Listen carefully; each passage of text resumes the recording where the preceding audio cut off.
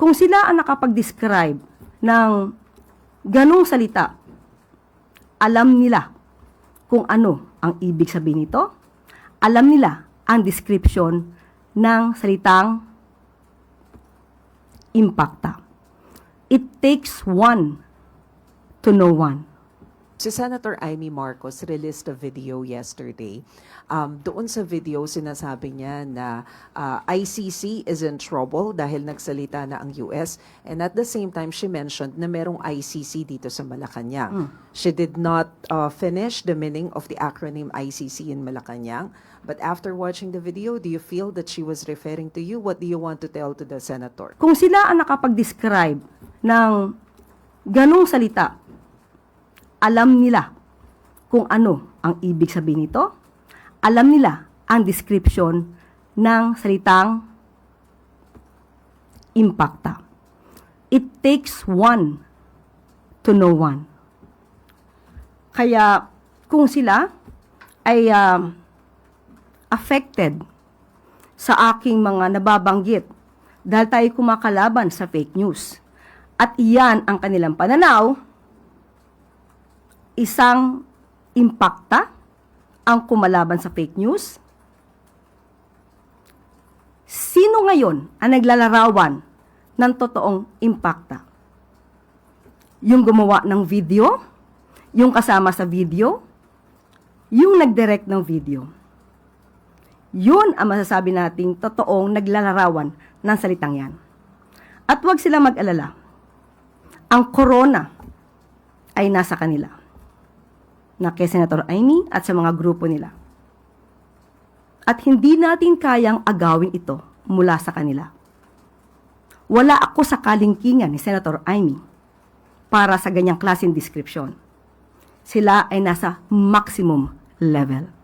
Kung sila ang nakapag-describe ng ganong salita, alam nila kung ano ang ibig sabihin nito.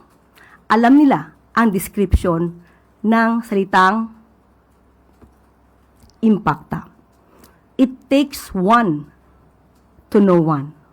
Si Senator Amy Marcos released a video yesterday. Doon sa video, sinasabi niya na ICC is in trouble dahil nagsalita na ang US.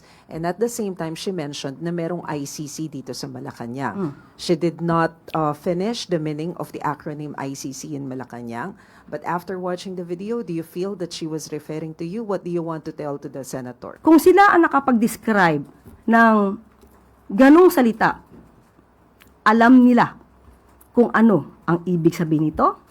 Alam nila ang description ng salitang impacta. It takes one to know one. Kaya kung sila ay affected sa aking mga nababanggit dahil tayo kumakalaban sa fake news at iyan ang kanilang pananaw, isang impacta ang kumalaban sa fake news? Sino ngayon ang naglalarawan ng totoong impacta? Yung gumawa ng video? Yung kasama sa video? Yung nag-direct ng video? Yun ang masasabi nating totoong naglalarawan ng salitang yan. At huwag sila mag-alala. Ang corona ay nasa kanila, na kay Senator Amy at sa mga grupo nila. At hindi natin kayang agawin ito mula sa kanila. Wala ako sa kalingkingan ni Senator Amy para sa ganyang klaseng description. Sila ay nasa maximum level. Kung sila ang nakapag-describe ng ganong salita, alam nila kung ano ang ibig sabihin nito. Alam nila ang description ng salitang impacta. It takes one to know one. Si Senator Amy Marcos released a video yesterday. Doon sa video, sinasabi niya na ICC is in trouble dahil nagsalita na ang US. And at the same time, she mentioned na merong ICC dito sa Malacanang. She did not finish the meaning of the acronym ICC in Malacanang. But after watching the video, do you feel that she was referring to you? What do you want to tell to the senator? Kung sila ang nakapag-describe ng ganong salita, alam nila kung ano ang ibig sabihin nito. Alam nila ang description ng salitang impacta. It takes one to know one. Kaya kung sila ay affected sa aking mga nababanggit dahil tayo kumakalaban sa fake news at iyan ang kanilang pananaw, isang impacta ang kumalaban sa fake news? Sino ngayon ang naglalarawan ng totoong impacta? Yung gumawa ng video? Yung kasama sa video? Yung nag-direct ng video? Yun ang masasabi nating totoong naglalarawan ng salitang yan. At huwag sila mag-alala. Ang corona ay nasa kanila, na kay Senator Amy at sa mga grupo nila. At hindi natin kayang agawin ito mula sa kanila.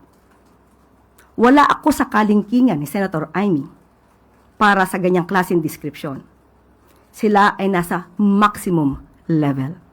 Kung sila ang nakapag-describe ng ganong salita, alam nila kung ano ang ibig sabihin nito. Alam nila ang description ng salitang impacta. It takes one to know one.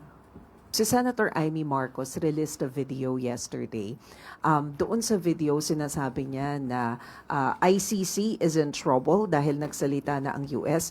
And at the same time, she mentioned na merong ICC dito sa Malacanang. She did not finish the meaning of the acronym ICC in Malacanang. But after watching the video, do you feel that she was referring to you? What do you want to tell to the senator? Kung sila ang nakapag-describe ng ganong salita, alam nila kung ano ang ibig sabihin nito.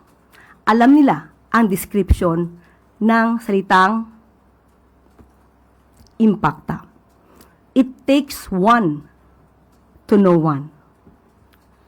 Kaya kung sila ay affected sa aking mga nababanggit dahil tayo kumakalaban sa fake news at iyan ang kanilang pananaw, isang impacta ang kumalaban sa fake news?